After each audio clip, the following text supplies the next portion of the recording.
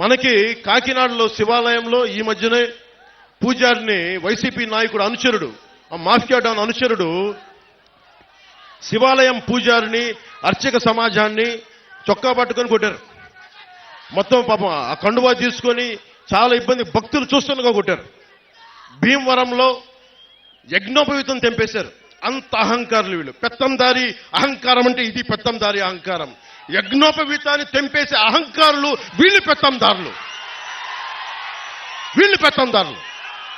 ఎంత మతం తలకి మతం ఎక్కకపోతే తప్ప ఇలాంటి పిచ్చి పనులు చేయరు వీళ్ళు. వీళ్ళ గద్దె దించాల్సిన సమయం ఆసనమే.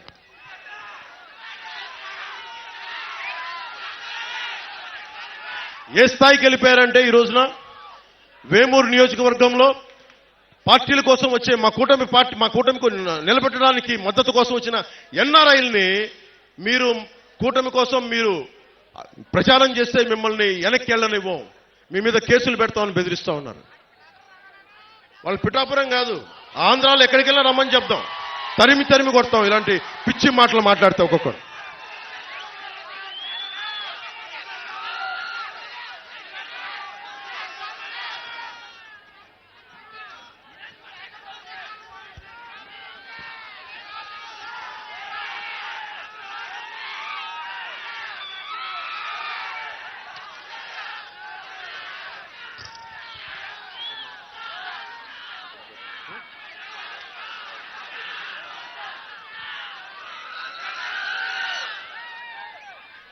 మీరు యువతకు ప్రత్యేకించి నేను వినవించుకుంటా ఉన్నా.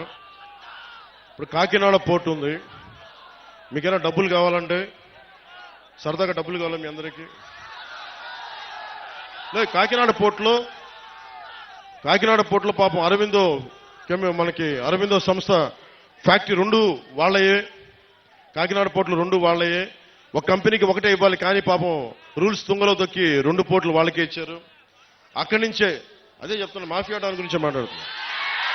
మాఫియా డాన్ గురించి మనం గెలిచిన తర్వాత మాఫియా డాన్ ఇక్కడికి రమ్మని చెప్పి నేను మాట్లాడతాను. మాఫియా డాన్ని పిఠాపురంలో అడుగు పెట్టమని చెప్పండి నేను వచ్చిన తర్వాత.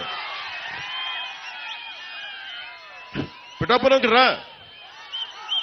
మాఫియా డాన్లు బెదిరింపులకి బాబు మీలాంటి వాళ్ళు చాలా మంది చూసే వచ్చాడు పవన్ కళ్యాణ్.